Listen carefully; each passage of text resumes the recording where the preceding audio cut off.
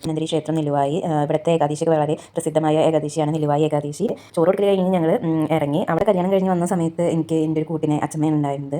എപ്പോഴും മോൾ കഴിച്ചോ ചായ കുടിച്ചോ ചോറുണ്ടോ എന്നൊക്കെ പറഞ്ഞാൽ എപ്പോഴും എൻ്റെ കൂടെ ഉണ്ടായിരുന്നതാണ്. പക്ഷേ അച്ഛമ്മയ്ക്ക് ഉന്നോളെന്നല്ല എന്നെ തന്നെ തിരിച്ചറിയുന്നില്ല ഇപ്പോൾ. Hello, welcome back to my channel. പുതിയൊരു വീഡിയോയിലേക്ക് എല്ലാവർക്കും സ്വാഗതം. ഇന്ന് ഒരു സ്ഥലം വരെ പോകാനുണ്ട്. ഒരു സ്ഥലമല്ല, ഒന്നിലധികം സ്ഥലങ്ങൾ പോകാനുണ്ട്. ഇവരുടെ ചോറ് കൊടുക്കൽ കഴിഞ്ഞു വെച്ചെങ്കിലും ഗുരുവായൂർ കൊടുക്കലൊക്കെ കഴിഞ്ഞു. പക്ഷേ ഇനിയും കുറച്ച് അമ്പലങ്ങളിൽ നമ്മൾ വഴിപാടുകളുണ്ട്. അപ്പോൾ അവളുടെ അച്ഛൻ്റെ വീടിൻ്റെ അടുത്തുള്ള 2 അമ്പലത്തിൽ ചോറ് കൊടുക്കാനുണ്ട്. അപ്പോൾ അവിടേക്ക് പോകണം. ഒപ്പം അച്ഛൻ്റെ വീട്ടിലൊന്ന് കയറണം.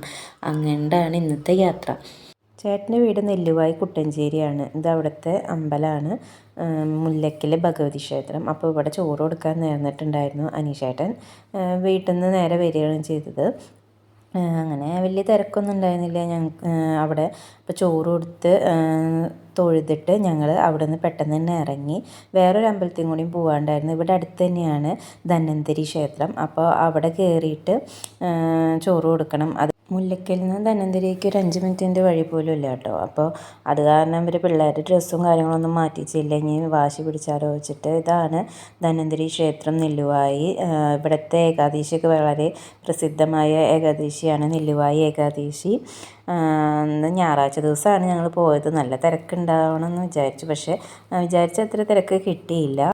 ഞാൻ ഈ അമ്പലത്തിലേക്ക് വന്നു തുടങ്ങിയത് കല്യാണം കഴിഞ്ഞ് വന്ന ശേഷം തന്നെയാണ്. ഇവിടേക്ക് വന്നു തുടങ്ങിയത്. ഇടയ്ക്കൊക്കെ വരാറുണ്ട്. അപ്പോൾ ഇങ്ങോട്ട് വന്ന് തൊഴുന്ന സമയത്തൊക്കെ ഞാൻ വിചാരിക്കാറുണ്ട്, ഒരു ഉണ്ണിയായി കഴിഞ്ഞാൽ ഇവിടെ വന്ന് ചോറ് കൊടുക്കണേട്ടാന്ന് ഞാൻ പറയാറുണ്ട്. നമ്മൾ ഒരു ഉണ്ണിക്ക് വേണ്ടി പ്രാർത്ഥിച്ചപ്പോൾ 2 ആളെ കിട്ടി. ഇവിടുത്തെ പ്രധാനമായിട്ടൊരു നിവേദ്യം ഉണ്ട് കേട്ടോ. നമ്മളൊരു വഴിപാട് കഴിപ്പിക്കും. അതെന്താണെന്ന് അറിയുന്നവരുണ്ടെങ്കിൽ ഒന്ന് കമൻറ്റ് ചെയ്യണേ. ഇവിടെ വന്നിട്ടുള്ളവർ. തിരക്കൊക്കെ കുറവായ കാരണം വേഗം തന്നെ ചോറ് കൊടുക്കാൻ പറ്റി 2 പേർക്കും.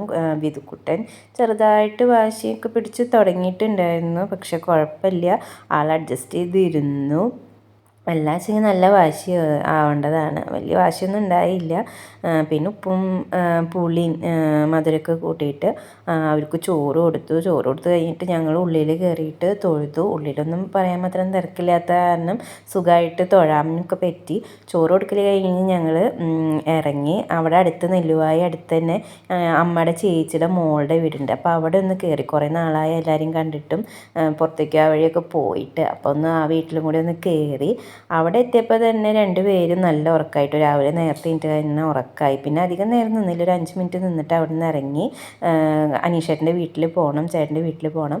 ഇതാണ് ചേട്ടൻ്റെ വീട്. അവിടെ നിന്ന് വലിയ ദൂരമൊന്നുമില്ല, അടുത്ത് തന്നെയാണ്. ഇവിടെ ഇപ്പോൾ ചേട്ടൻ്റെ വീട്ടിലുള്ളത് അച്ഛനമ്മ, പിന്നെ ചേട്ടൻ്റെ ഒരു ബ്രദറുണ്ട്, പിന്നെ അച്ഛമ്മയാണ് ഉള്ളത്. ഇപ്പം ഇങ്ങോട്ട് വരാനും തന്നെ കാരണം അച്ഛമ്മയ്ക്ക് തീരെ വയ്യ. ആൾക്ക് വയസ്സായി, നല്ല വയസ്സായി.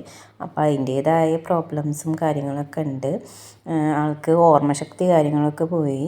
ഞാനിവിടെ കല്യാണം കഴിഞ്ഞ് വന്ന സമയത്ത് എനിക്ക് എൻ്റെ ഒരു കൂട്ടിനെ അച്ഛമ്മയാണ് ഉണ്ടായിരുന്നത്.